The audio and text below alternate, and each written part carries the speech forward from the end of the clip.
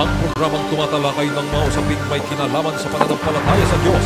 Ang pagtatanghal na sasagot sa mga katanungan patungkol sa banal na kasulatan. Reason to Faith. Anumang uri ng paniniwala na walang pinagbabatayang katunayan o ebidensya ay matatawag na palapalagay lamang. Reason to Faith deals with the evidence of our faith. Why we believe what we believe. Ito ang programang walang pinapanigan, ngunit mayroong tinitindigan. We don't take side, we take stand. Mula sa Reasons of Faith Media Ministry Studio, Manila, Philippines. Narito si Brother Melvin Sarmiento para sa Reasons of Faith Live. Muli po naming ikinagagalak na kayo po ay aming makasama sa second episode ng programa ng Reasons of Faith. Ngayong araw pong ito, March 14, 2020, sa ganap na alas 6 po ng gabi. Kayo po ay aming inanyayahan na samahan kami sa buong oras ng pagtalakay ng isang katanungan ng atin hong taga-subaybay. Bagamat hindi po siya nagpakilala, atin pong igagalang yung kanya pong hindi pagpapakilala. Ang kanyang tanong, yan po ang ating tatalakayin. Tanong po niya kasi may kinalaman sa dapat po ba na okay lang ba na mag-asawa ng hindi ka pananampalataya. So yun po yung kanyang gustong malinawan ayon sa banal na kasulatan. Kasi ayon sa kanya, meron siyang mga napapakinggan at iba-iba daw ho ang kasagutan.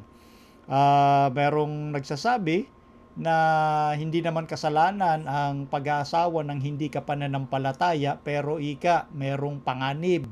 Yung iba naman, kasalanan naman daw. So ano ba talaga yung sinasabi ng banal na kasulatan? Well, yan po ay ating paksang pag-uusapan. Yan po yung ating paksang lilimiin at hihimay-himayin sa pagkakataong ito.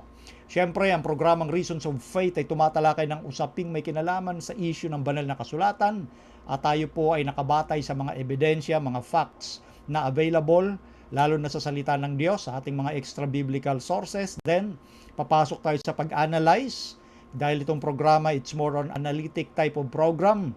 Kailangan bigyan po natin ng rason o mga ebidensya ang ating pananampalataya. At kasama ko rin po sa technical side ang aking unika iha, si Princess Alia Sarmiento. Ganon din ang aking may bahay, si Maiden Sarmiento. At kayo po, na aming mga kasama ngayong sa mga pagkakataong ito, ay amin pong patuloy na inaanyayahan na magpadala din po kayo ng inyong mga katanungan para atin pong ipaglingkod yan sa tulong ng ating Panginoon. At syempre, bago din po yun, ay meron na po tayong mga announcement. Kanina na-announce ko sa aking unang episode, kaninang alas 3 ng hapon. Ngayon ay patuloy nating i-anunsyo na yung atin pong Reasons of Faith Bible Institute Season 4 ay hindi ho muna matutuloy itong 4th Saturday nitong buwan ng Marso, March 28, dahil alam naman po natin ang mga precautionary measures na isinasagawa ng atin pong national government at ng local government na iwasan muna yung mga pagpupulong, yung mga assemblies, dahil ang pinipigilan po ng ating gobyerno ay ang paglaganap nito pong coronavirus or COVID-19. So bilang mga lingkod ng Diyos, tayo po naman ay tapat na naglilingkod at tayo po ay walang takot sa ganyang mga bagay dahil alam natin na ang Diyos natin ay maglalayo sa ganyang uri ng mga sakit kung atin din namang iingatan ang ating mga sarili. Kaakibat nito ay pakinggan natin yung mga medical experts sa kanila pong mga ipinapayo kung anong dapat gawin. Kalinsabay din, makiisa po tayo dito po sa precautionary measures. Hindi nangangahulugan na dahil po pansamantala munang nag-close yung ating mga worship services, hindi po nangangahulugan na wala hong pananampalataya ang mga taong ito, lalo ng ating leadership. Hindi po. Kaya nga tayo may leadership at yan po'y naniniwala tayo, ginagabayan din ng ating Panginoon, ipakita natin yung ating pagkakaisa. Makiisa din po tayo sa gobyerno ho natin dahil yung pag-iingat na yan, hindi naman ho yan lumalabag sa pamantayan po ng salita ng Diyos. Kung meron silang sanang nilabag na pamantayan ng salita ng Diyos, hindi ho susunod dahil kung ang batas ng tao ay in conflict doon sa batas ng Diyos, kinakailangan, ayon kay Pedro, sundin muna natin ang Diyos bago ang tao. Pero as long as walang nilalabag na batas ang gobyerno sa batas ng Diyos, yun naman ang payo ni Pablo sa Roma na igalang natin yung atin pong authority. So sana ho, doon sa ating mga panatiko, iwasan ho natin maging sobrang panatiko, maging balanse ho tayo sa ating mga desisyon. Ano ho, kung meron mang hindi nagugustuhan yung iba, sana sarilinin nyo na lang, wag nyo nang ipakalat yung inyong mga sentimiento, lalo na kung kayo'y mga Kristiyanong Adventist naman na naturingan. Ano ho, yun lang ang atin hong panawagan. Kaya nga, yung ating Bible Institute Season 4, mapopost po muna at i-announce na lang muna natin kung kailan magpapasimula. Ganun ho, kasi yun nga, closed church ho ang marami sa ating nasasakupan ng Central Luzon Conference. At itong ating mga enrollees online na atin pong ipapaabot sa inyo, ito pong mga taga Doha, Qatar, sila Ian Kirk Inganyo. Sana mapanood nyo itong ating announcement sa mga taga Zambales, sa Parma, Italy, si Brother Liam Zak. Ganon din sa bahagi ng Japan, sila Brother Gerald. Meron din po ditong nag-enroll sa Kowloon, sa Hong Kong, si Marife Piamonte. Meron din sa Nueva Vizcaya, sa Toronto, Canada, sila Ariel Fonte. Sa Muntinlupa Park Homes, at doon sa Filipino Adventist Church sa Toronto, Canada din po. At sa Doha, Qatar, sila Richard Rondina. Marami yung mga enrollees sa iba't ibang bahagi ng mundo, sa Oregon, Springfield, Oregon, United States of America. Ganon din sa bahagi ng Virginia, USA, sa pangunguna ng mag-asawang Sherry Ann at Carlo Manguhig. So sana sa Canberra, Australia, sila Brother Vernon Arguelles, na mga enrollees natin. Ito lahat, di ko mabasa isa-isa, nasa 34 enrollees ho ito. Sa iba't ibang bahagi ng ating mundo, meron din sa Kuwait, sa Qibla Salwa, Kuwait, at marami pa ho. Yun po, ipinapaabot po namin. Sana mapanood nyo itong atin hong announcement na postponed ho muna. Ay kasi meron din ho tayong mga kapatiran mula sa iba't ibang bahagi ng ating local conference dito po sa C5, maging dito sa Fort Andres Bonifacio na mga enrollees. So wala ho munang social gatherings dahil pinapaiwasan nga po yung close contact dahil ang iniingatan dito yung pagkahawa at pag-spread nito pong COVID. Although yung pananampalataya natin hindi natitinag, doon po sa una nating episode kaninang alas 3, panoorin nyo po yung atin hong paglalahad ng paksain patungkol sa tanda ng pagdating ni Kristo at anong kinalaman ng mga viruses na ito na lumitaw. Hindi lang ho ngayon, matagal nang lumilitaw yan. Panoorin nyo po yung unang episode na yun at makikita po ninyo yung buo nating pagpapaliwanag sa puntong yon. Ngayon, babatiin din po natin yung ating mga masugid na taga-subaybay sa ating programa, ang ating hong partner, si Brother Nanding Fernando. At ganun din yung mga nakita kong nanonood kanina, si Bonjour Dishea Arnaiz mula sa Kingdom of Saudi Arabia. Nandyan din si Maymay Crisostomo mula sa Canada. At si Brother sa Pulilio Island. At si Dave Reed. At ganun din sila Rachel Soto. At ganun din si Daisy Cab. So, yun po yung atin hong mga kaibigan na talagang sumumaybay din ang ating programa. At syempre, bago natin simulan yung atin hong pagtalakay ng paksa na may kinalaman dito sa tanong ng atin hong taga-subaybay na hindi nagpakilala, ngunit igagalang natin yung kanyang tanong kasi maselan nga naman yung kanyang tanong at may mga binanggit siyang mga taong nagpapaliwanag pero iba-iba ang pagpapaliwanag, ika. At ganoon din dito sa tanong ni John Nepomuceno, patungkol doon sa sabi niya rito, babasahin ko lang at dadalhin natin siya doon sa unang episode natin kanina. Ang sabi niya kasi dito sa tanong kay John Nepomuceno, may tanong lang po ako tungkol sa nararanasan ng mundo sa COVID-19. Kayo bilang mas nakakaalam ng Ebanghelyo, ano po ba ang tamang views natin sa kalagayang ito? Biblically speaking, ito po ba ay ang mga nababanggit na sa Revelation? Natanong ko po ito kasi nais ko ding makapagbahagi ng kaalaman doon sa iba na nagtatanong o yung iba na nagkakaroon ng ibang interpretation at paliwanag lalo't higit sa mga di kapananampalataya. Yon. So, i-refer kita, Brother John Nepomuceno, doon sa ating unang episode ngayong araw, March 14. So, nandyan naman po yung video nasagot na natin ang buo yon, ginawa nating pagtalakay sa title na The Signs of Jesus Coming. At dito din sa, ang dami niyang sinunod na tanong, babasahin ko na lang pero nasagot na rin natin ito. Brother, dapat po ba talaga tayong tumigil sa pagpupulong o mawalan ng pagsama sa ganitong mga pagkakataon? Ano ang mas mabuting gawin ng isang church? So ito nga po, pinagpasyahan na po ito ng ating local conference na nakakasako po sa ating mga local churches. So igalang na lang po natin yon. Hindi ho tayo dapat humatol na parang sinasabi natin na mahina sa pananampalataya pala itong mga leader natin. Huwag hong ganon. Naku, delikado ho yan. Yang ganyang isipan dahil maliwanag naman po yung memo na nailabas. Nabanggit ko na rin yung ilang mga prinsipyo. Kaalinsabay ho, tayo po'y nakikiisa sa precautionary measures na ginagawa ng ating national at local government. Hindi po nangangahulugan na wala tayong pananampalataya. Tayo po'y merong pananampalataya, iingatan tayo ng Diyos, pero hindi rin nangangahulugan na hindi ka na pwedeng dapuan ng sakit. Tandaan ninyo sa Biblia po, maraming mga tunay na mananampalataya, pinatay, yung iba, pinananatiling buhay. So hindi natin alam kung bakit. Ang importante ho sa mga prinsipyo na atin pong pinapaniwalaan, kinakailangan maging balanse ho tayo at hindi basta-basta nagbibigay ng paghatol, lalo na sa ating leadership dahil sila po ginagamit din ng atin hong Panginoon. Ano ho, ingat lang ho.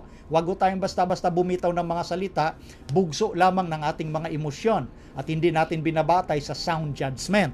At lalo na sa nabanggit ko, yung ating mga sentimiento hanggat maaari, huwag mo nang ipasa sa iba. Dahil tayo dapat pinagmumulan ng kapayapaan at hindi kaguluhan.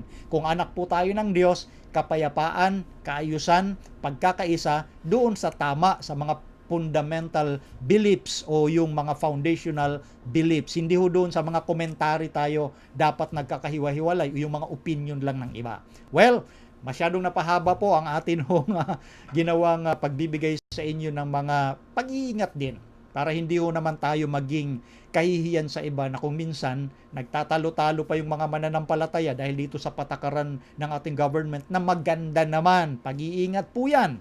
Wala hong nilabag na batas o salita ng Diyos yung kasalukuyang ginagawa ng ating gobyerno para matulungan din na mapigilan yung pagkalat ng mabilisan, although bagamat naniniwala ako personally, hindi mapipigilan pero pwedeng mabawasan yung lubusang pagkalat nito kung susundin natin yung sinasabi ng ating mga medical experts ng ating national hanggang sa ating local government. Okay? So bago ko sagutin itong tanong na mula sa ating anonymous, tayo po muna ay magtatagubilin sa Diyos sa pamamagitan po ng panalangin.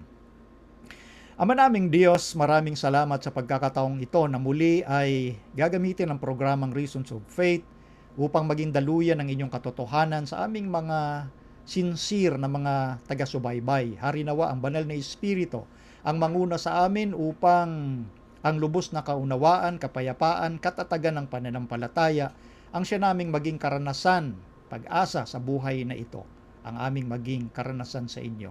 Ito po ang aming dalangin. Salamat sa pagtugon sa pangalan ng Panginoong Hesus. Amen. Okay. So, dako na tayo doon sa pagsagot doon sa katanungan at ito'y gagawin nating patalakay. Maganda ho itong himay-himay natin. Kung dapat po bang makipamatok sa hindi ka pananampalataya. Ngayon, babasahin muna natin yung tanong na yon na ang pinaghanguan natin dito ay nandito po sa 2 Korinto. Aliyah, lagay sa screen yung 2 Korinto. Dalhin natin doon sa bahaging baba ng ating mga slides. Siguro dito sa slide number, puntahan mo dyan, Princess, sa slide number 34. Pababa, basta 2 Corinthians chapter 6, verse 14. Unahin na muna natin to. 2 Korinto, kapitulo 6, talatang 14. Okay? Nakalagay na sa screen. Ito ang sabi rito. Huwag kayong makipamatok ng di kabilan sa mga di nagsisisampalataya. Sapagkat, anong pakikisama, isunod mo Aliyah, anong pakikisama, mayroon ang katuwiran at kalikuan. O anong pakikisama, mayroon ang kaliwanagan sa kadiliman. Yun po ang sinasabi ng apostol na si Pablo. So, doon sa sinasabi niya sa atin pong talatang nabasa, huwag makipamatok. Ngayon, gusto kong basahin din doon sa ibang salin. Aliyah, pakilagay, kasunod ng slide na yan din. 2 Corinthians 6:14 sa Complete Word Study Bible Translation. Ang sabi naman dito, ganito, sa ganitong salin, Be ye not unequally yoked together with unbelievers. For what fellowship hath righteousness with unrighteousness? And what communion hath light with darkness? So maliwanag naman po ang sinasabi dito. So doon kanina sa wikang Pilipino, huwag makipamatok ng kabilan sa di nagsisisampalataya. Dito naman, be ye not unequally yoked together. Sa Tagalog, makipamatok. Alam nyo, yung mga salitang yon, yung mga pamatok, yung yoked, ginagamit po yan symbolically sa tagpong ito. Doon sa literal na application naman, yung yoke o yung pamatok na nilalagay dito sa batok nung, for example, kalabaw o baka na ginagamit ng magsasaka sa pag-aararo sa bukid o anumang gawain meron sa bukid. Yun yung pamatok na yun, dala-dala niya sa kanyang batok, pamatok. So, imposible ho talaga na yung isang pamatok ay pwede mong samahan dahil magkaiba kayo ng pasang pamatok. Iba-iba ho ang pamatok na dala ng bawat tao. Kaya yung sinasabi rito, be ye not unequally yoked together. Hindi ho natin pwede talagang pagsamahin yung isang pamatok. Pag-isahin natin, hindi Kasi sinasabi mismo sa talata, anong pakikisama mayroon ang katwiran sa hindi katwiran? Yung righteousness sa unrighteousness. Anong pakikisama mayroon ang liwanag at dilim? So, sinasabi rito ni Apostol Pablo yung impossibility ng pagsasama ng liwanag at dilim.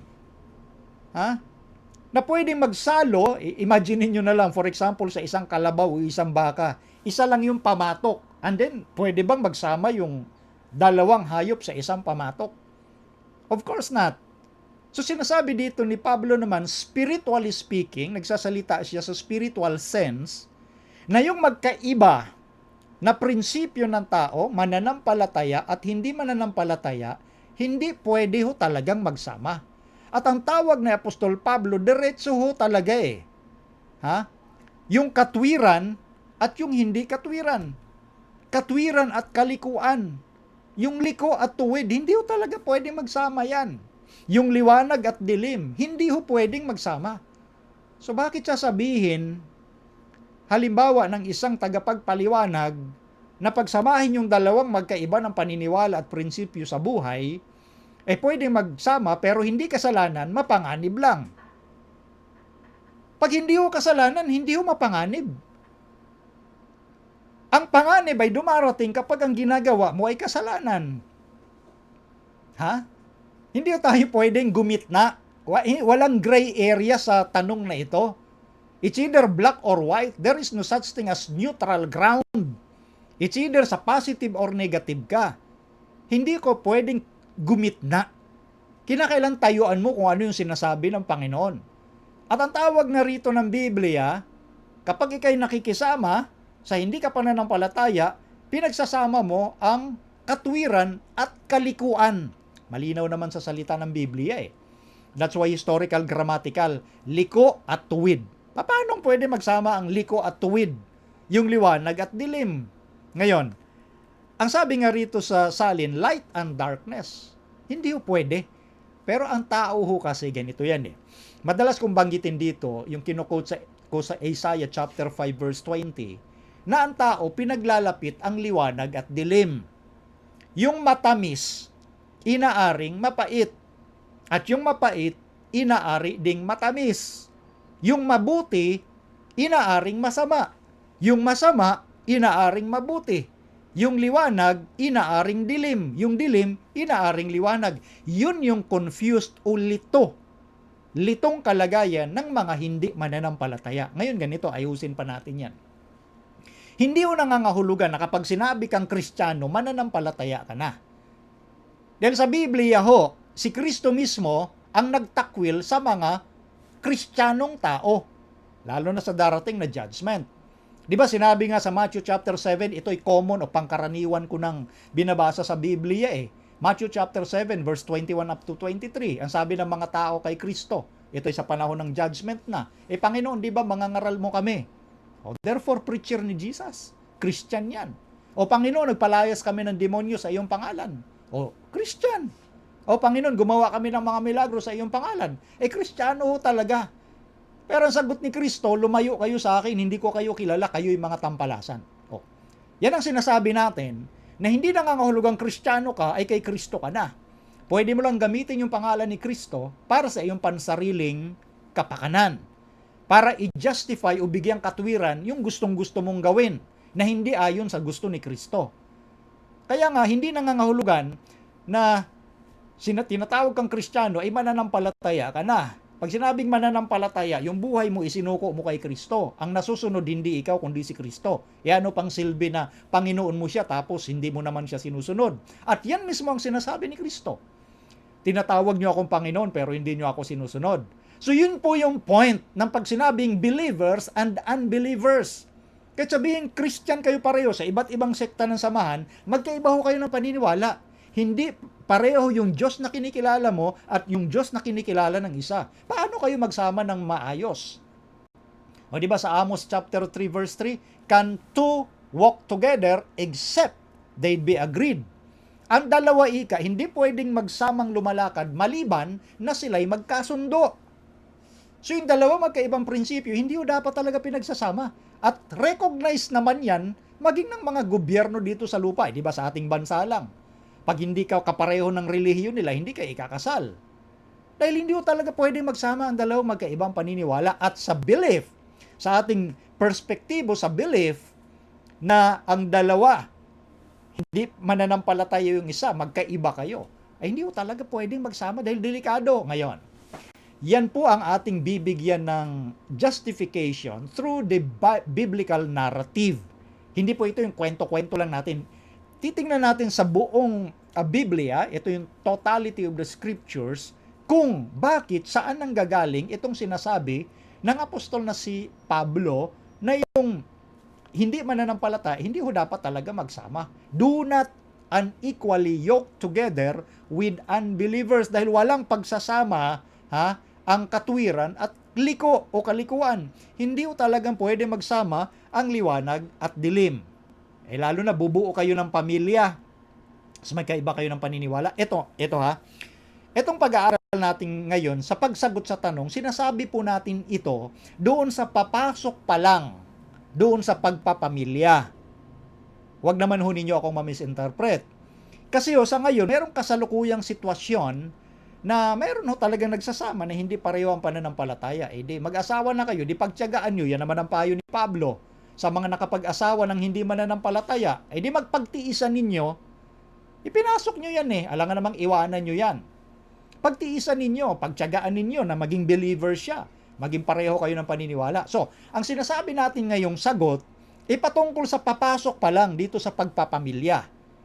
Kinakailangan maintindihan natin ano yung prinsipyo ng pagpapamilya. Kung sa unang hakbang mo pa lang mali na, ang susunod mong hakbang mali ho talaga yan. Hindi pwedeng ituwid ng unang maling hakbang yung mga susunod na hakbang at gagawing tama. Hindi ho Hindi ganun ang prinsipyo ngayon. The totality of the scriptures. Tingnan natin, Aliyah, pakilagay sa screen yung mga unang mga slides. Ito titingnan natin itong ilan sa mga nabasa ko sa article, Saving the Family, dito sa Newsweek magazine. Matagal na ho ito Pakita taas, Aliyah, dyan sa slide number 7. Kita mo na. An article, Saving the Family, sa Newsweek magazine. Matagal na ho ito. Isinasalarawan dito that the American home as the most dangerous place to be outside of wars and riots. Sinasabi ho rito sa article na Saving the Family sa Newsweek magazine po ito, isinasalarawan na yung tahanan sa Amerika ang pinakamapanganib na lugar maliban sa digmaan at riots. Imagine niyo yun. Di ba pag sinabing digmaan at riot, mapanganib? Of course. Pero sinasabi dito sa Saving the Family article ng Newsweek magazine, na sinasalarawan din na yung tahanan ng mga kano ay mapanganib na lugar. Hindi po ito sabi ni Brother Melvin. So, titingnan natin bakit nasabi ng article na ito na ang tahanan ng mga kano, ito ay pagsasaliksik nila, ibinabahagi lang mo natin, na ang tahanan ng mga kano ay mapanganib na lugar maliban sa digmaan at riots. Ito. Next slide, Aliyah. Sinasabi dito sa article na yon that 30% of all American couples experience some form of domestic violence. Wow. 30% daw. Itong figure na ito, pwedeng magbago ito. Pwedeng tumaas at maaring pwede ring bumaba. Ito ay malumang kasi ito, figures eh. But the point is, ito yung literal at nakakalungkot na pangyayari sa mga tahanang yon. 30% daw ng mga mag-asawang kano nakakaranas ng sakitan, domestic violence. Sabihin natin bugbugan sa kanilang tahanan. Next, 2 million couples use lethal weapons on each other each year. Wow! 2 milyon daw sa mag-asawa na ito, na mga kano, gumagamit ng alin? Nakamamatay na sandata sa kanilang pag-aaway. Lethal weapons. Ano-ano ba yung mga lethal weapons o nakamamatay na sandata? Baril, kutsilyo o panaksak. Imagine niyo yan. Nag-aaway gamit-gamit ang nakamamatay na sandata. 2 milyon ito. And then, 20%, paki-check Aliyah, 20% of all police officers who are killed in the line of duty are killed in answering calls regarding family fights. Imagine niyo na 20% daw sa mga pulis ay namamatay doon sa pagtugon sa katungkulan na alin? Sa pag-aaway nung pamilya. Halimbawa, may nag-aaway na pamilya, itinawag halimbawa sa kanilang emergency hotline, pinuntahan ng pulis, yung pulis na nagresponde, patay. 20% namamatay na mga pulis. Imagine niyo kung gaano kapanganib talaga yung tahanan na iyon, na bakit mayroong mga ganitong porsyento na napapahamak mga pulis pa man din. That's why kanina sinabi doon nga sa article na yon, na isa sa mapanganib na lugar, hindi lang gera at riot, kundi American home. Isa pa. Aliyah, pakilagay. It is estimated that 6 to 15 million women are battered in the United States each year. Tinataya di umano na 6 hanggang 15 milyong mga kababaihan ay nabubugbog taon-taon sa Amerika. So talagang binigyan katuwiran dito ng author sa article na ito na mapanganib nga ang tahanan ng mga kano doon sa kanilang nakitang sitwasyon. On average, nearly 20 people per minute are physically abused by an intimate partner in the United States. During 1 year, this equates to more than 10 million women and men. Wow. Sa average daw, 20 people kada minuto ang nasasaktan physically. At 1 in 5 women and 1 in 7 men have been victims of severe. Aliyah, nakalagay ba? 1 in 5 women and 1 in 7 men have been victims of severe physical violence by an intimate partner in their lifetime. So nakikita natin, hindi lang babae pala. Maging yung lalaki, nabubugbog din. Isa sa 7 lalaki, biktima ng alin? Matinding physical violence, severe. O hindi lang battered women, mayroon din palang battered husband or battered partner sa Amerika sa nakunang ito ng statistics. So nakita nyo po yung punto nung writer doon sa article ng Newsweek magazine. So ang focus natin sa pag-uusap na ito ay yung tahanan na binuo mo. Supposedly, pag sinabing tahanan, yan po yung lugar na dapat mapayapa, tahimik, at makikita yung pagmamahalan ng pamilya. Tahanan nga eh. Hindi ho dapat nakikita sa tahanan yung kaguluhan at pag-aaway. Yun ho yung modelo na ipinanukala ng Diyos nung una, nung nilikha niya ang una nating mga magulang, si Adan at si Eva. Pero bakit nagkaganito na yung takbo ng bawat pamilya sa sanglibutan ngayon? Titingnan natin yung kabuuan, hindi lang sa mga kano. Nangyayari din po ito kahit sa ating bansa at sa iba't ibang panig ng ating sanglibutan. Yung magulong pamilya, yung nag-aaway na pamilya, yung pamilyang nagsasakitan, yung pamilyang walang concern o malasakit sa isa't isa. Yung mga anak na napapahamak, napapariwara dahil sa kaguluhan ng mag-asawa.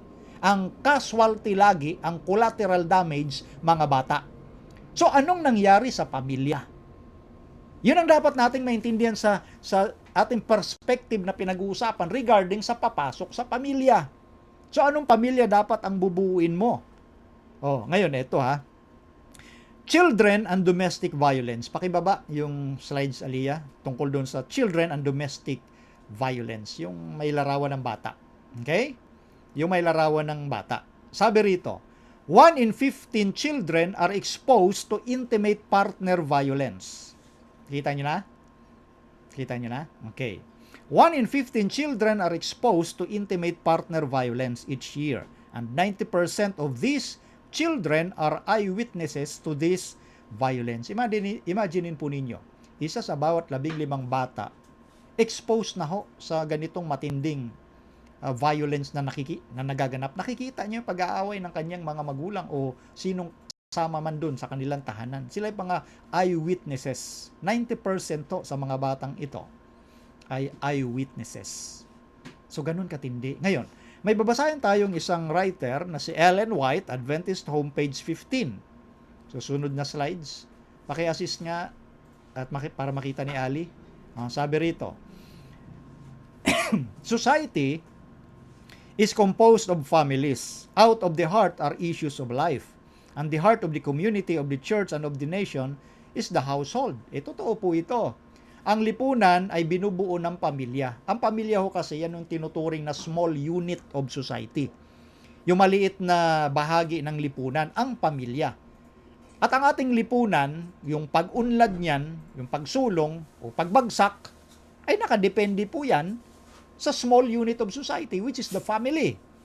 Kaya nga ang punto, anong pamilya meron ka sa kasalukuyan? Dahil ang puso ng community, ng iglesia, ng bansa, ay nakasalalay sa pamilya, sa sambahayan.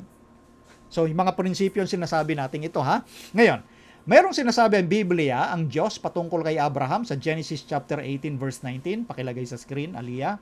Ang sabi rito, sapagkat siya ay aking kinilala upang siya ay mag-utos sa kanyang mga anak at sa kanyang sambahayan, pagkamatay niya na maingatan nila ang daan ng Panginoon. Ito po ang sinabi ng ating Panginoong Diyos patungkol kay Abraham. Kinilala ng Diyos si Abraham dahil si Abraham nag-utos sa kanyang mga anak at sa kanyang sambahayan, pagkamatay niya, na ingatan yung daan ng Panginoon. Nagumawa, next slide, nagumawa ng kabanalan at kahatulan upang padatnin ng Panginoon kay Abraham ang kanyang ipinangako tungkol sa kanya. So ito ang punto rito, ipinagmamalaki ng Diyos si Abraham. Kasi tinuturuan ng kabanalan at kahatulan. Merong alituntunin sa tahanan, merong tinatawag na patakaran ng Diyos na ipinapatupad ni Abraham sa kanyang pamilya. Ito yung sinasabi natin, hindi para sabihin perfect yung pamilya ni Abraham. There is no such thing as perfect family. Pero meron tinatawag na happy family. Although they are not perfect, but they are happy. So, itong happiness and peace ay nakasalalay sa maayos na pamilya. At ito ang commendation ng Diyos patungkol kay Abraham. Dagdag natin yung sinasabi ni Ellen White sa Adventist Home, page 15. The well-being of society, the success of the church, the prosperity of the nation depend upon home influences. Yung kapakanan ng lipunan, yung tagumpay ng iglesia, yung pag-unlad ng isang bansa ay nakasalalay sa impluensya ng isang pamilya. Kasi ang bansa ay binubuo ng mga small units, yung pamilya. So ang pag-unlad niyan ay nakasalalay sa pamilya.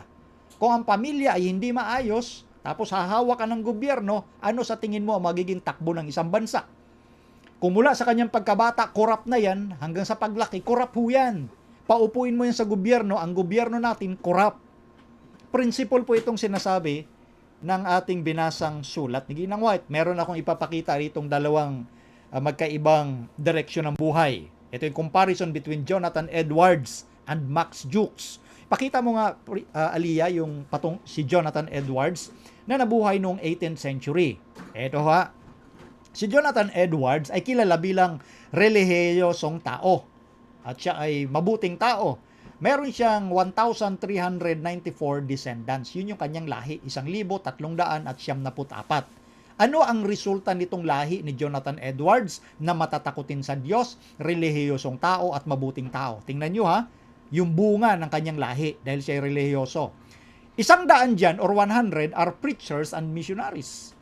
Yung 100, lawyers. Another 80, public officials. 75, Army and Navy officers. 65, college professionals. Yung 60, authors of prominence. Another 60, physicians o mga doktor.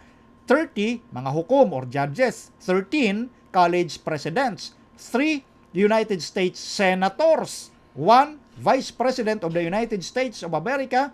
295 are college graduates, among whom were governors of states and ministers to foreign countries. Napansin niyo po yun?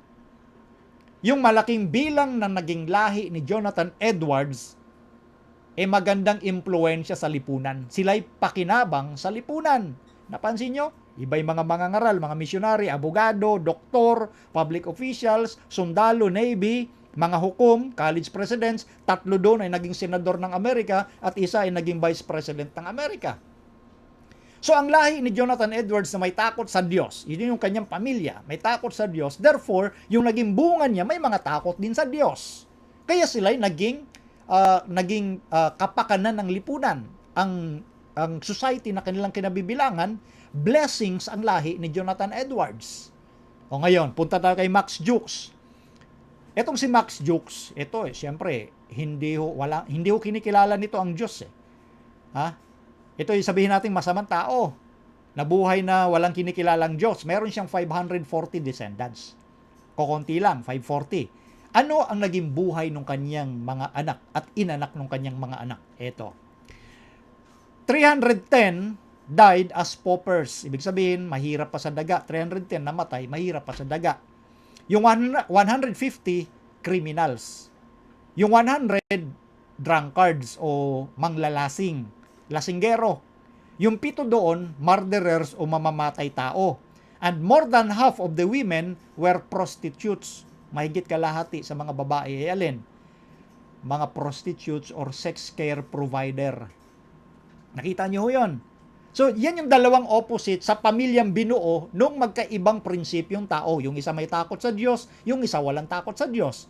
Ang naging produkto ng may takot sa Diyos, pakinabang sa lipunan. Ang produkto ng walang takot sa Diyos, salot sa lipunan. So ngayon ang tanong, anong pamilya yung gusto mong buuin? Para magawa mo yung positibong bagay na ikay maging kapakanan sa lipunan. Ito ang dapat nating tingnan sa usapin ng pwede bang ipamatok sa hindi ka pananampalataya? Eto ha, may 2 punto na ating ibibigay rito sa ating pagtalakay. Sa biblical perspective sa kabuuan ng biblical narrative o mga kwento ng Bible na makikitaan natin ng tinatawag na lesson sa pagbuo ng isang pamilya. Ang primary battle po rito ni Satan o yung kalaban ng Diyos, tandaan nyo, madalas nyo marinig yung salitang Satan dahil ang pinag-uusapan natin, Bible, Satan is real. Totoo na merong Satanas. Ang meaning ng Satan is adversary or enemy of God. Pero hindi siya nilikha ng Diyos. Ang nilikha ng Diyos ay ang magandang anghel at ginawa niyang matalino, si Lucifer. Si Lucifer ay leader ng mga anghel. Hindi na kontento si Lucifer sa kanyang kalagayang pinaka-leader ng mga anghel. Pinili niyang lumaban sa Diyos. That is why tinawag siyang Satan. At ang laban ni Satan, laban sa Diyos at laban sa sangkatauhan, wasakin niya ang pamilya. Paano wawasakin ni Satan ang pamilya? Ito nga ang ganyang ginawa kay Adan at kay Eva. Basahin natin ang tagpo ha. The primary battle is to destroy the seed, destroying the seed. Sa Genesis chapter 3 verse 15, ang sabi rito, babasahin ko sa saling ito. And I will put enmity between you and the woman, and between your seed and her seed. He shall bruise your head, and you shall bruise his heel. Ang sabi dito ng Diyos patungkol kay Satan, ginamit kasi ni Satan yung ahas as medium para tuksuhin si Eva. Yung mag-asawa, nung panahong wala pang kasalanan nga ho sila, si Adan at si Eva, ito yung unang punto na gustong gawin ni Satan, wasakin ng pamilya, at nagtagumpay siya sa pamilya ni Adan at ni Eva. At ngayon, ito na yung hatol ng Diyos. Ang sabi ng Diyos sa ahas, merong mangyayaring tunggalian. Papag-aalitin ko. Merong pag-aalit, yun yung enmity. Pag sinabing alit, pag-aaway, kaya nga alitan, pag-aalit. Sabi ng Diyos, pag-aalitin ko, ikaw at ang babae, ang iyong binhi at ang kanyang binhi, ito ang dudurog ng iyong ulo at ikaw ang dudurog ng kanyang sakong. Ay matinding alitan ho ito. This is the great controversy theme of the Bible between God versus Satan or Christ versus Satan. Merong pag-aalit, enmity. Yung binhi ng babae, walang ibang binhi, nag-iisang binhi lang ng babae, pagmumulan sa Eva, of course, sa Eva ang ina ng lahat ng nabubuhay sa mundo, ang binhing yun kumakatawan kay Jesucristo. Ang nag-iisang binhi ayon doon sa sulat ni Pablo sa Galatia 3:16. Merong paglalaban ang binhi at ang followers ni Satan at si Satan. At pinakita na dito yung preview ng laban na ang dudurugin ng binhi na si Kristo ang ulo ni Satan. Saan nangyari yon? Sa cross ng Kalbaryo. Doon nagtapos yung paghahari ni Satan as prince of this world. And the execution of that sentence will realize during the executive phase of judgment. After na dumating si Kristo, dadali ng mga banal sa langit, 1,000 years ang lilipas, pagbaba ng Panginoon kasama ng mga banal, doon papatayin literally si Satan. So ang pagkadurog ng ulo ng ahas naganap sa krus ng Kalbaryo, yung kanyang sentence. And then, ang pwede lang madurog ni Satan ay ang sakong, yung heel, yung parting paa sa baba, heel. At nadurog ang sakong nung binhi na si Kristo doon sa krus ng Kalbaryo.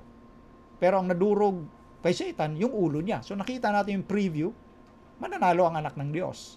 At lahat ng sumampalataya kay Kristo, mananalo. Okay, so much for that. Ngayon, ito. Napagtagumpayan ni Satan na wasakin ang pamilya ni Adan at ni Eva. At ngayon, pinangako ng Diyos nga itong binhi, walang iba kundi si Kristo. Ito yung solusyon para yung dating relasyon ng tao sa Diyos ay maisauli. Yung face-to-face communion with God, yung perfect environment na muling mararanasan ng sangkatauhan sa panahon ng pagdating ng ating Panginoon. Ngayon itong laban na ito ay matindi sa bawat pamilya. Kaya nga, sa pamilya ni Adan at ni Eva, naranasan din ho nila ang sobrang sakit ng pangyayaring naganap. Ano yung naganap? Yung nagpatayan yung kanyang mga anak. Pinatay ni Cain si Abel. Si Abel na mabait, masunurin sa Diyos. Pinatay ni Cain. Di ba matinding kaguluhan sa pamilya? Doon unang naranasan yung murder. So ang pamilya ho talaga ay pangunahing target ni Satan. Dahil alam niya na ipapanganak ang binhi sa pamamagitan ng mga matuwid na lahi ng tao. At doon sa pagkakataong yun, si Abel. So ito yung punto na ipiprevent or pipigilin ni Satan na maipanganak yung binhi dahil yun ang dudurog ng kanyang ulo. And then tuloy-tuloy yung narrative sa Biblia. Tuloy-tuloy yung narrative sa Biblia. Nangyari, eto babasahin natin Aliyah dito sa Genesis chapter 6. Pero bago ko basahin yan, Genesis chapter 6 verse 1. Sa time na pinatay nga ni Abel, ni Cain si Abel sa chapter 4 ng Genesis, and then from verse 17 ng chapter 4, pinakita doon yung lahi ni Cain, di ba? Pinalayas na siya ng Diyos doon sa lugar nila Adan at ni Eva. Pumunta siya sa ibang lugar. Siyempre, mahabang panahon ang lumipas na yon. And then, nakakita siya ng napangasawa. Siyempre, yung napangasawa niya galing din sa kanyang nanay. Si Eva ang pinanggalingan ng lahat ng nilalang sa mundo o ng mga nabubuhay sa mundo So, meaning, yung napangasawa din ni Cain, galing din yun sa kanyang nanay. Dahil sabi nga ng Diyos, before pa nagkasala, kayo'y magpala-anakin, kalatan ninyo ang buong lupa. So, mahabang panahon ang lumipas na yon, of course. Ang sinasabi lang ng Biblia, particular yung the book of Genesis, is the beginning.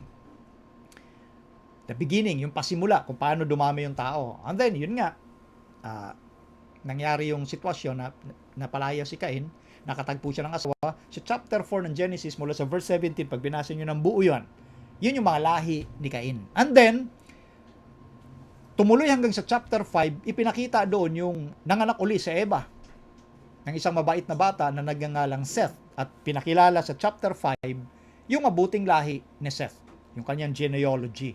So, sa chapter 4, yung genealogy ni Cain. Sa chapter 5, yung genealogy ni Seth na mabait na anak ni Adan at ni Eva. And then, sa chapter 6, ito na ang nangyari. Verse 1. Haliyah, pakilagay sa screen.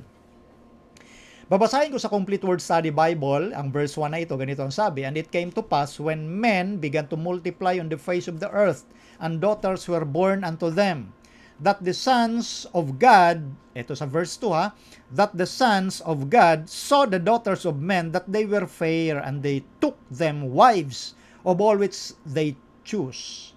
Ano sabi? Ito nakita ng mga anak ng Diyos. Ito pakilagay sa screen, Aliyah, yung sa Tagalog naman.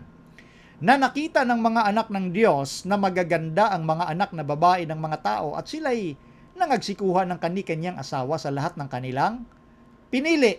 Stop na muna tayo doon. Nakita ng mga anak ng Diyos na magaganda yung mga anak ng tao. So meron ditong category. Yung anak ng Diyos at yung anak ng mga tao, yung babaeng magaganda. Ang sabi ng ibang biblical interpreters, ito na mga anak ng Diyos, ito yung mga anghel. At yung mga anak ng tao, yung mga tao na inasawa ng mga anghel. Ang produkto daw nun, higante. Galing gumawa ng kwento, pero hindi ho ganun ang story. Titingnan natin. Kaya sinasabi natin, biblical perspective. Yung Biblia mismo ang magpapaliwanag. Kaya kanina ko napansin ninyo, diniin ko yung punto. Tuloy-tuloy naman ang story eh. Sa chapter 4, nung pinatay ni Cain si Abel, pinalaya si Cain, matagal na panahon ng lumipas, of course, nakapag-asawa siya. At pinakita sa chapter 4 from verse 17 yung lahi niya. Ang lahi ni Cain, naturalmente masasama yan. Unbelievers eh. Yung lahi ni Seth sa chapter 5, believers yan. Mabait si Seth eh. So, pagdating sa chapter 16, sunod-sunod, chapter 4, chapter 5, genealogy of Cain and Seth. Chapter 6, yung binabanggit dito na mga anak ng Diyos kumakatawan sa mga believers, mananampalataya na galing sa lahi ni Seth. At yung mga magagandang babae na itinuring sa kategory na mga anak ng tao, understandably, yan yung lahi ni Cain. Dahil sunod-sunod, chapter 4, chapter 5, chapter 6. So nagsama yung believers and unbelievers. Ito yung sinasabi natin kanina sa biblical perspective para mawasak ni Satan at pigilin maipanganak yung binhi sa mga mabubuting tahanan o pamilya na bubuuin ng mga mananampalataya ng Diyos, iko-corrupt ni Satan yung family sa pamamagitan ng pag-aasawahan ng believers at unbelievers. At dito sa puntong ito, yung mga believers ay lahi ni Seth at yung mga unbelievers sa kategory ng mga anak na babae ng mga tao ay lahi ni Cain. And then, anong nangyari dahil na-corrupt yung sitwasyon ng pamilya? Sa verse 3, Aliyah, pakilagay sa screen. Tingnan nyo ha. At sinabi ng Panginoon, "Ang aking espiritu ay hindi makikipagpunyagi sa tao magpakailanman sapagkat siya may laman.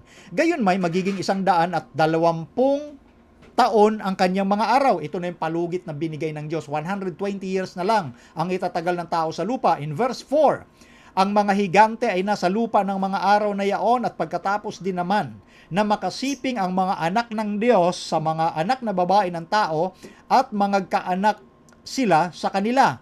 Ang mga ito rin ang naging makapangyarihan ng unang panahon na mga lalaking bantog." In verse 5, "At nakita ng Panginoon na mabigat ang kasamaan ng tao sa lupa at ang buong haka ng mga pag-iisip ng kaniyang puso ay pawang masama lamang na parati." Ito na ngayon yung consequence of mixing believers and unbelievers. Tingnan niyo ang produkto. Nagkaroon tuloy ng gunaw dahil, imagine ninyo, pinagsama ba naman yung believers at unbelievers? Kaya ang sabi ng Diyos, ang puso ng tao masama na lamang parati. Kaya ginawa sa panahong ito ng Diyos yung baha sa pamamagitan ni Noe. Imagine niyo po yung sitwasyon na pagsamahin mo yung mananampalataya at hindi mananampalataya, ang bunga niyan, corruption. Kaya nga sinasabi pa lang sa verse 4, dito dumating yung punto na naging makapangyarihan Ito yung mga tao na pagsasanib ng mga anak ng Diyos at mga anak na babae ng mga tao na galing sa lahi ni Cain. Of course, that is the biblical narrative. In biblical perspective, yung pagkasunod-sunod ng sinasabi dyan. At hindi rin nakapagtataka itong mga Nephilim. Salitang Hebreo yon, yung mga higante, mga giants. Kasi ang laki talaga ng tao noon ay hindi katulad ng laki ng mga tao ngayon. Di ba? Ang malalaking tao ngayon, by average, 6-footer sa Amerika. Doble pa yan yung laki ng mga tao noon. Kaya ang tawag noon, higante. Ang naging resulta kasi itong pagliit ng tao, maging yung mga pagkain, mga pananim, mga prutas, doon malalaki. Ikwento ko sandali, yung binuhat nung nag-spy si Moses, nag-utos siya ng 12 spies doon sa lupain ng Kanaan, then bumalik yung mga spies, bit yung ubas na pasan-pasan ng 2 tao sa kanilang balikat Ganun kabibigat at kalaki yung mga ubas na pinag-uusapan noon. So, pagdating sa mga tao, normal yung mga higante noon dahil yan yung mga height ng mga tao. Before nagkasala, and of course, after na magkasala, yung unti-unting pag-degrade. So, hindi nakapagtataka yon yung mga giants noon. Ngayon, ito. Ang sabi rito sa verse 4, naging makapangyarihan, laging lalaking bantog. Nakita na natin dito yung competitive spirit. Bantog, makapangyarihan. Kaya ang sinabi sa verse 5, yung kasamaan na ng tao ang kasunod. Ang puso ng tao, pawang masama na lamang parati. At nangyari nga, sa chapter 6 na ito, yung palugit na binigay ng Diyos para sila magsisi, 120 years, pinagawa ng Diyos si Noe ng arka. At sad to say, ito yung narrative, 8 lang yung pumasok sa arka. Si Noe, asawa niya, 3 anak na lalaki at 3 mga manugang. Hindi talaga naniniwala yung mga tao, maliban doon sa 8. So, yung punto kaya sinabi natin, ito po yung nangyari kapag pinagsama yung believers at unbelievers. Maging sa sambahayan ni Abraham. Di ba, nagkaroon din ng pagtatalo. Kasi winawasak talaga ni Satan ang pamilya. Sunod si Isaac, ganun din, nagkaroon din ng pagtatalo sa pamilya. Sa pamilya ni Jacob, ganun din. Alam naman ni Satan na manggagaling sa Israel, kay Jacob, yung binhi. So gusto niyang wasakin yung pamilyang posibleng panggalingan ng binhi. So yan yung primary na layunin ni Satan to prevent that seed. Ipigilin niyang maipanganak yung binhi. Ngayon, sinisira niya yung pamilya. Ginutom nga niya yung Israel doon sa Ehipto sa panahon ni Jose. Dahil ayaw ni Satan na maipanganak yung binhi. Ngunit, siyempre, sa karunungan ng Diyos, nangyari yung pagkapanganak ng binhi na si Kristo. Pero gusto pa rin ni Satan na patayin yung binhi. Sinong ginamit? Yung Herodes na pinag-uusapan doon na nagpapatay sa mga bata, 2 taong gulang pababa, pinagpapatay niya para pigilin na mabuhay yung magiging hari. Yun na nga si Kristo. So ginawa lahat ni Satan, hindi nagtagumpay. So nangyari na nga yung mission ni Kristo. Napako siya sa krus. Ngayon, anong gagawin ni Satan? Nagtagumpay, hindi niya napigilan yung kapanganakan ng Kristo.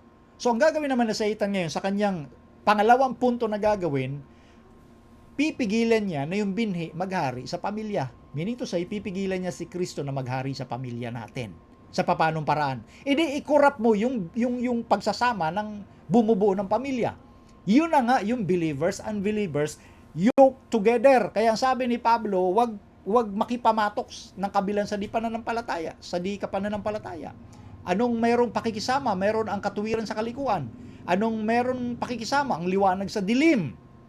So si Satan, kinukurap niya yung bawat pamilya. That is why binanggit natin kanina yung ilan lamang sa mga literal na nangyayari sa bawat pamilya. In example natin yung article sa Newsweek magazine at ang lahat ng kaganapan sa mga pamilya ng tao dito sa balat ng lupa. Nawawasak talaga. Dahil kapag hindi naghari si Kristo sa puso ng bawat pamilya, masisira talaga ang pamilya. Walang pamilya, generally speaking, na mabubuo kung wala si Kristo, na mabubuo, na mapayapa, nagmamahalan, nagkakaunawaan sa isa't isa, selfless. Walang mabubuong ganun kung walang Kristo na manahan sa puso. At paano manahan si Kristo sa puso kung ang binubuo mong pamilya corrupted? Yung isa mananampalataya, isa hindi. Paano kayo magkakasundo na bubuo ng matuwid at maayos na pamilya kay Kristo? Ang sinasabi ko po rito yung general principles. Ngayon, mayroon tinatawag na mga circumstances.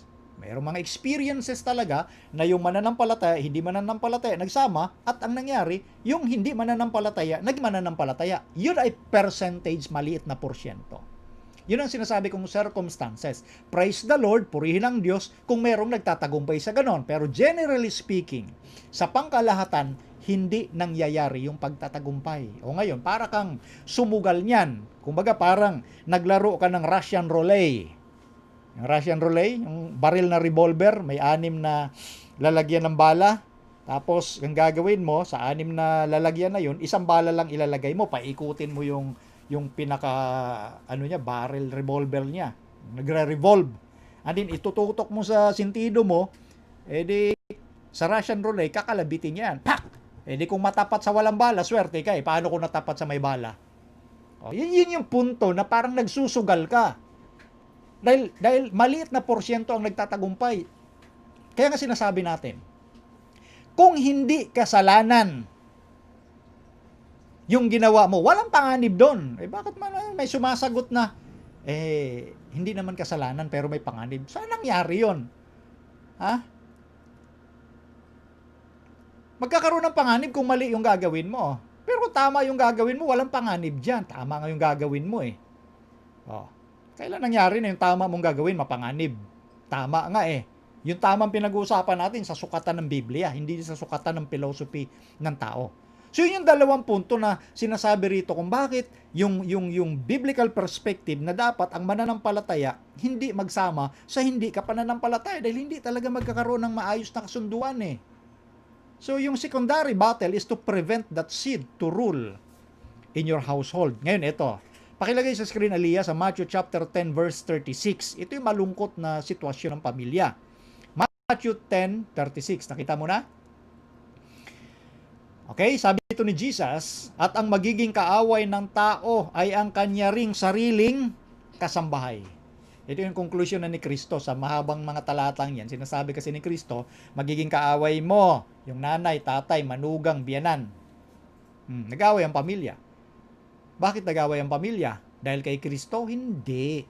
Nag-away ang pamilya hindi dahil kay Kristo. Pakisunod ang next screen, Aliyah. Ito ang sinulat naman ni Ellen G. White sa Desire of Ages, page 201. The creating of strife is not the effect of the gospel but the result of opposition to it. Yun palang paglikha ng kaguluhan sa isang tahanan ay hindi hindi epekto ng ebanghelyo kundi paglaban, resulta ng paglaban sa ebanghelyo. Kaya nung sinabi ni Kristo, mag-aaway kayo dahil sa ebanghelyo ko. Hindi ang ebanghelyo ni Kristo ang naging dahilan, kundi yung paglaban mo sa ebanghelyo ni Kristo.